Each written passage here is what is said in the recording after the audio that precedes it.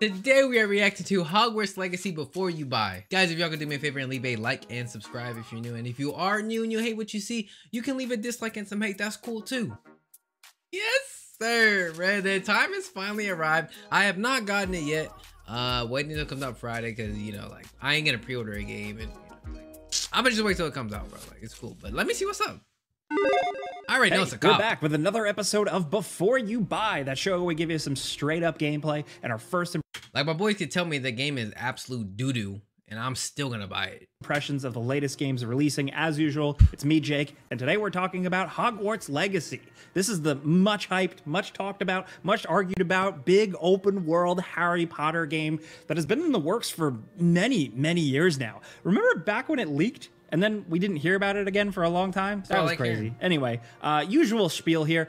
These are first impressions as we have gotten a review code, but we're able to get about 25 hours in and wanted to give you guys the heads up since people are already dropping cash on this. And this footage was captured on PlayStation 5 and is spoiler free. I'm happy to report that Hogwarts Legacy is a really solid open world action adventure game. I think the more jaded gamer will find some stuff that they've done a million times before in other games and maybe roll their eyes here and there. But I think Harry Potter fans that have been waiting for like the end-all be-all wizard game, I think this is pretty darn close. I think the developers that worked on this game took the Harry Potter franchise and ran with it, giving us new things and expansions way more exciting than even the more recent spin-off movies, in my opinion. Now, the game is a bit glitchy, but it's also charming and really fun. It distinctly feels like a Warner Brothers open world game, if that makes sense. Not like Gotham Knights. I didn't really like that game. Think more like Arkham Knight, Mad Max, or the Middle-earth Shadow games, but like way bigger in almost every sense. So where it starts, you're a fifth-year transfer student. It's a great jumping off point to kind of experience it as new through the character's eyes and also not be like a little baby kid. You're right in the middle. And you're under the tutelage here of a professor who was supposed to get you up to speed with other fifth years and get whisked up in a much bigger adventure that involves way more than just going to school and learning how to make potions or whatever. You create your own character, any type of person you want, total freedom, which is nice, but the face options feel a bit awkward and limited the way they're implemented. And keep in mind, like, total freedom, but like in the realm of realism, so you can't make a bug-eyed alien person or anything with sliders. It's not bad though, because there's a lot of loot, and that's where the custom character stuff really shines, like where you can really express yourself. One thing to note, you can choose your voice pitch. So for my character, since I know, I'll be honest, I have a bit of an annoying voice in real life, I decided to kind of up the pitch by 1 point, like the game lets you, and it resulted in a very tinny, modulated sounding voice. So be warned and be careful with the voice choices here, because your character does talk quite a bit. Now, you're thrust through a really cool intro, and then you slowly get into the flow of the game. Missions. Everything is a mission. Classes are kind of just side objectives or story missions that are part of the flow. So the game isn't broken into like a school thing every day. So if you weren't paying attention, I'm sorry if you were looking for like a Persona or Bully type school simulator. This isn't quite it. Still, you get the feel because class moments are interesting, the new professors are pretty decent, and the game actually establishes a roster of students, like a cast of characters that you get to know throughout the game. You hear about them, you learn about them, you meet them, you talk to them, you see them in the halls, you see them during cutscenes, and yeah. Now, within Hogwarts itself is where a lot of the game's mechanics are slowly introduced to you in a pretty digestible way. It's all trickled out. The main element, of course, though, is the spells, and I think there are about 16 to learn and unlock, and they have various uses between exploration and combat. So let's talk about combat. This was the thing I was the most worried about when the game was like announced and revealed and shown off. It was hard to tell how it really felt, or if it was fun, or if it made sense. I mean, as much sense as it can. It's magic fighting with sticks, but I'm happy that the combat is fairly decent and can sometimes be challenging. Tapping the trigger is like a strike button, like you're just doing jabs, basically hitting your opponents with a magic blast. It gets repetitive pretty quickly, unfortunately, but you're doing that really to manage things between cooldowns of your other spells that are mapped to the face buttons. This is where you can build combos. Say, soften them up with a couple of whacks, then use a spell to lift them up in the air, making them vulnerable for more damage, then hit them with a couple of more, and then use Accio or something to pull them in close, and then hit them with a close range blast of fire. Enemies also get more complicated and are more vulnerable to different things later on, depending on their shield or just their type. So you're going to want to swap out, say, ice spells for fire ones for certain dungeons, you know, that type of thing. There are 4 layers of face button spell layouts to swap through, and you can remap them. So I basically had 2 layouts for combat situations, and then the rest for random handy wizard tricks for exploration. It can be awkward sometimes fumbling through lists of spells, especially in combat, but with the control scheme, I guess it's the reality of only having so many buttons. Also, you can unlock Flipendo for real. Real ones know what I'm talking about. But this stuff does work when you're shuffling through your spells, when you find yourself in a puzzle or something and you're like, what do I know? What do I know that can fix this? It's actually pretty satisfying. But back to combat, there is a bit more to it. You have magical items that you can use in combat, like buff potions and defense potions and a couple of killer plants you can toss around. You can also dodge and eventually kind of magic dash. You can also deflect with a kind of magic shield parry that can then be wrapped into an additional stun, and then also throw random things in the environment at enemies. There's a decent amount of stuff. You know, the aiming, targeting, lock-on type of thing for enemies isn't perfect. It'll mess up sometimes, but you at least have 2 different options to choose from with it, but that and the camera sometimes will screw you up. Still, having said that, overall the combat feels good. The effects are great, the sound and the general feedback is satisfying, but it gets a little repetitive here and there. You know, the spells are doled out nicely throughout to shake it up enough. It's not the greatest combat ever, but it's not a failure or anything at all like that. I was worried, but it is fun. Oh, also, I forgot to mention, you have like a more powerful magic type that fills up with a meter and lets you do kind of like a devastating ultimate attack on enemies. And they have cool animations, but it also kind of makes you feel like almost too badass for this world. It's a bit tonally weird, but hey, it's a video game. I didn't mind it that much. Now, the open world outside Hogwarts is surprisingly big, and there are swamps, the dense, deep, forbidden forest, the big town of Hogsmeade, and various other smaller towns sprinkled throughout. There are a few kind of obligatory open world things to keep busy. You know, nothing too obnoxious, thankfully, and also tons of hidden puzzles and dungeons of varying sizes. A lot of this is for loot and progression. Yep, they managed to do another colored rarity loot system and put it in a Harry Potter game, but it works.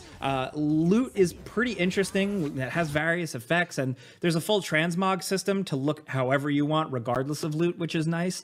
There are a lot of different looks for your character, and the game gives you tons of shops and loot, and the gear slots in your inventory are limited, actually, and it's kind of annoying. Thankfully, there's Merlin puzzles to solve that increase your inventory capacity. You're going to want to grind them out pretty quick because the game gives you a ton of loot every mission. But additionally, in terms of RPG stuff, you're earning points every time you level up. So you can choose to spend those points to power up the effectiveness or radius of certain spells, how well your potions heal you or help you, unlock a faster dodge, stuff like that. Pretty straightforward skill tree stuff that works. It's decently paced.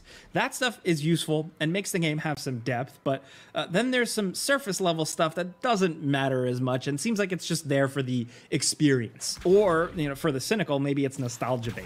Like picking out your wand at Ollivander's and customizing it doesn't really seem to matter much other than cosmetic, and choosing your house just means your common room and outfits are different. I haven't really seen much else with that. And since the game is more of an adventure game than a school simulator, you're not exactly finishing the day hanging out in your cozy common room. It's just there for the experience and cash in 1 or 2 collectibles, and that's it, and it's fine. Now, I can be jaded, but where the nostalgia, the ambiance really works well is within Hogwarts itself. Like the castle school they built here, it's a massively impressive achievement. It's huge. And hours in, you're still discovering new whole wings and rooms. It's faithful, it's creative, and it's filled with hidden secrets, just like it should be. So from a gameplay perspective, it's good for exploring and collecting and side questing, but it's also just a nice experience, you know? Candles float around in the Great Hall, ghosts hover by doing their thing, including Peeves. He shows up and messes with students and he sucks. Suits of armor will occasionally wiggle. Paintings are moving. Not all of them, but most of them. The grand staircase is staggering. Statues will talk to you. Students will pass by going to class, using spells to carry their books, sometimes pranking each other. Just all kinds of dynamic stuff that just happens for you to just see and enjoy. So if you were looking for the Hogwarts experience in a game, it's here. And I think it's still one of the best aspects of the game. They did a really good job. It's faithful and atmospheric and fascinating. And there's enough stuff to actually do in it, so it's not all set dressing. It's not all just filler. One big complaint for me, though, personally, is that although the students milling about are cool to look at, you can't really interact with them at all unless it's quests. I mean, like, NPCs are completely decorative, so you can't even really bump into them or do anything. Hey, I know the game doesn't want me blasting them with my wand or anything, but they don't really react to anything, and it's a bummer. At least the students you interact with on our quests are decent, and professors as well, but the NPC students don't add as much life as I would hope. Oh, and then the game has the room of requirement too. So it goes from like a little customizable place to craft potions and stuff to a massive, completely customizable room and a bigger outdoor area where you can catch and keep animals and creatures to keep them safe from poachers. It's like an in-game story thing. Most of this is somewhat optional, but it's fun to decorate a big spooky room with candlesticks and bookcases and chairs and paintings and stuff. The game really throws a lot at you here. Also, in terms of throwing things at you, as of right now, it is worth noting no microtransactions or really anywhere I can see them implementing something too offensive. We always here just love and appreciate when a game is straightforward, just a regular old game. One other issue that I mentioned at the start, I found the game pretty glitchy. If you're sensitive to that stuff, you might be annoyed here. To be clear though, I had nothing game breaking or like a bug that crashed my game or messed up a quest or anything. It's all just visual stuff, visual flaws. I've seen a few students T-pose or just completely disappear or reappear out of thin air and not in like a magical Harry Potter way. I've also had tons of atmospheric glitches where the game's fog or some sort of effect obscures too much of the screen or the scene and kind of kills the lighting, and also a weird, I don't know, HDR type glitch where dialogue scenes would flicker in and out of a brightness mode. I couldn't really replicate it on screen here, but it's kind of annoying. It's stuff that can be patched, but it's a bit iffy and it hurts the visuals a bit for a game that otherwise I think looks really gorgeous. The art direction for the open world is really good. Towns are cool, caves are spooky, and everything has tons of detail. The seasons change, and the entire world will reflect that season. That's pretty ambitious, pretty wild and impressive stuff, man. To go from walking around Hogwarts in a normal time of year to then it switching to fall, and then there's pumpkins everywhere, it's a nice touch. Now, there is some graphical pop-in, for sure, but otherwise the game performs fairly well on PlayStation 5. The graphical modes, options do everything that you'd expect, and it's nice to have options to take advantage of higher refresh rate TVs as well. I really appreciated that. Now, keep in mind, this is the only version that we've been able to get our hands on. We don't know the state of the Xbox or the PC version yet. And as you probably remember, if you're playing on last-gen consoles, those releases are coming later. One other really good thing I'd like to point out is the music. It's excellent. From the ambient open world stuff to the bigger stuff. A lot of it is surprisingly memorable. And as someone who has been listening and obsessing to John Williams' music for like my entire life at this point, the composers here did a really good job of growing off of that in a way that doesn't feel like it's just ripping off or aping John Williams. It's celebrating. The music that plays during the first broom mission is nothing short of incredible. Overall, Hogwarts Legacy, I mean, it's a Harry Potter open world game with colored loot, RPG systems, side quests, and all that stuff we've seen before in games. But with the Harry Potter lore, the context, and some creative spins on things, and the new additions, it's all pretty compelling and fun. There's an interesting story here that actually seems to really flesh out the world in some interesting new ways without spoiling much. I think this is a great, refreshing way to get back into it, or introduce someone new to it. And that has left me feeling excited about a franchise I haven't really thought about that much in the last few years. Like I said, I think the developers took this and ran with it in a good way. I think that if you were looking forward to this game, you'll be satisfied, straight up. But folks, that's a before you buy. You know how this works by now. I give you some pros, some cons, and a bunch of personal opinion, and now I want to hear yours in the comments. Especially from the lore people. Are you a die-hard crazy Harry Potter? Look, we really ain't worried. We're really not too worried about the lore. If you worried about the lore, you're worried about the wrong things, bro. Because the game creators could have had this shit decked out with lore, but if the gameplay, if the story, if everything else is ass, you don't care about it. You're saying the game's dog shit, so no one really cares about the lore. We just wanted to be like close enough. But yeah, man, I mean, I figured as much, man. Like everything that they were saying in here is Like, I knew it was gonna be good, especially since it's one, such a big brand. Harry Potter, you gotta get that shit right. And two, since they had so much time to work on it, bro. Like, if you work on something for 5-6 years and it's a big ass name like Harry Potter and you flop, the whole staff needs to get fired, bro. Like, the whole entire, honestly, the whole company might need to get fired. You need to rehire some people and change the company name. But yeah, I knew it was gonna be pretty good. I didn't get the pre-order version because I didn't want to take any chances with glitches or anything like that. I'm sure when the actual version comes out, it's supposed to come out what? The 9th is Thursday, so it might come out Friday. I don't know. Whatever day it comes out, I'm sure there's gonna have like a little patch on it or a little type of update. So I'll be waiting for that. And I understand what he's saying about the NPCs are just kind of like basically bots. That's kind of crazy. You can't even run into them. But they, you know, in the grand scheme of things, they don't really do anything. Like, even in GTA, there's so many bots. You start shooting a gun next to someone that, kind of like everywhere. I mean, even if you think about the Spider-Man games, even if you're flying high through the city, man, you land. People are like, whoa, what the hell, Spidey? So, especially if they don't even react to the wand doing magic right next to them, the students, I mean, that's kind of weird. However, I understand that the developers had to say, yo, we gotta cut it out of somewhere, man. Especially if they built this big ass castle, these big ass, because you know there's different areas to it. There's different caves that open up, bro. There's different hallways, bro. There's different layers that in this castle on top of building Hogs, meaning all the other small towns.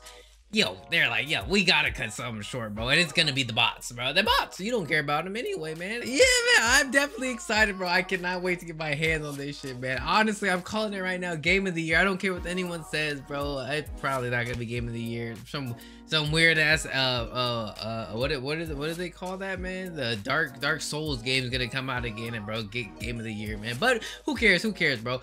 I'm excited for what is it? I almost said Game of Thrones.